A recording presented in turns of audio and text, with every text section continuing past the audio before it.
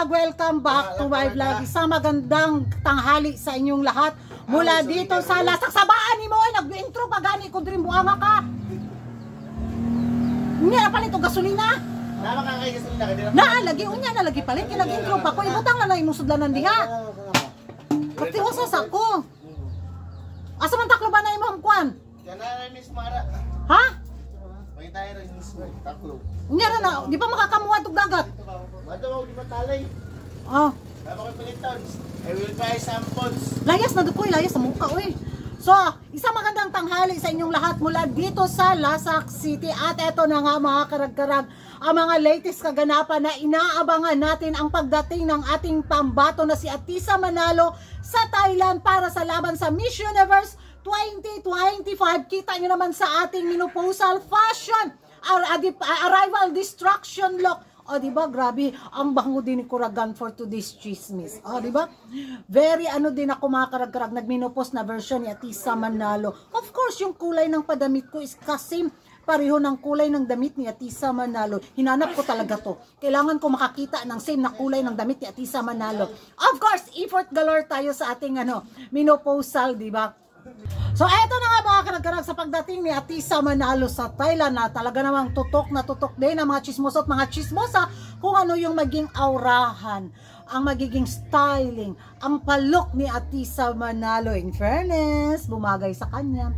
Very simple, very elegant, ang gaan niya tingnan sa kanyang pa-arrival outfit. Walang wala siyang mabigat na bagahing bitbit sa face lock niya.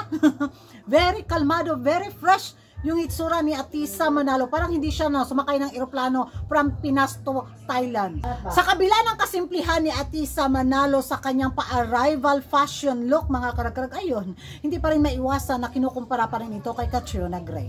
Diba? Sabi pa ng mga kapitbahay, bitaw natin, Catriona Lowest version 2.0 daw. Grabe sila ha.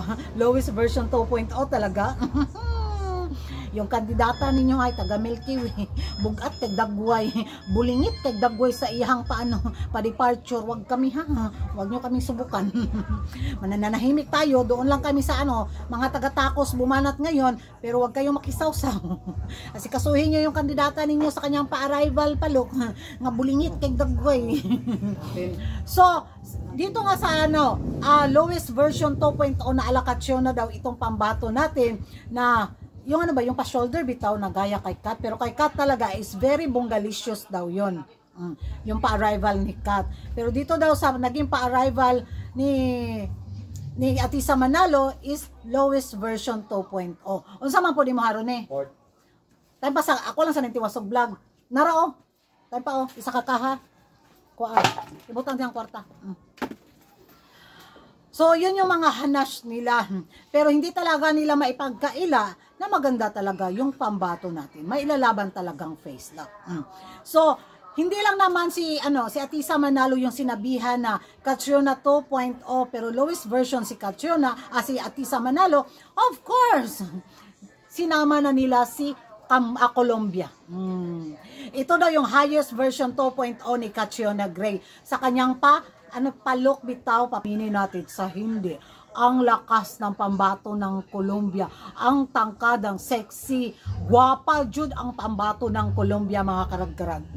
Kaya grabe yung ko rin sa kanya ba, radar ko rin sa pambato ng Colombia sa taon na to. Mas natakot ako dito sa pambato ng Colombia kumpara sa pambato ng Venezuela. Kasi may ibang attacking, mabighani ka rin sa sa beauty ng pambato ng Colombia. Iba yung lakas ng karisma niya. Kaya binabantayan din ngayon ang pambato ng Colombia na ngayon nga ayun pinansin na yung panggagaya kapikat na Catriona Gray. Pero highest version lang siya. Tayo daw yung lowest version 2.0. Kaya ang masasabi ko lang, mag-fashion galore din sila. Wag sila puro pins, nakatutok sila sa pins. Bantayan din nila yung ibang kandidata, but sad to say, Philippines is Philippines nga. Di ba? Kaya ganoon na lang talaga yung trigger ng hemoglobin galore nila. Kahit sa simpleng ayos ng kandidata natin, may butas pa rin silang nakikita. Ewan ko sa inyo mga karagkarag kung ano yung magiging reaction nyo dito nga sa arrival fashion look ni Atisa Manalo sa Thailand sa Miss Universe 2025. Nagustuhan nyo ba mga karagkarag?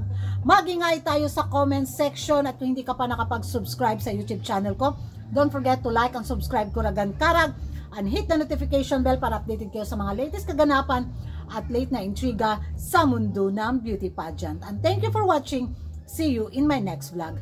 Bye-bye! Laban Pilipinas! Laban Atisa Manalo!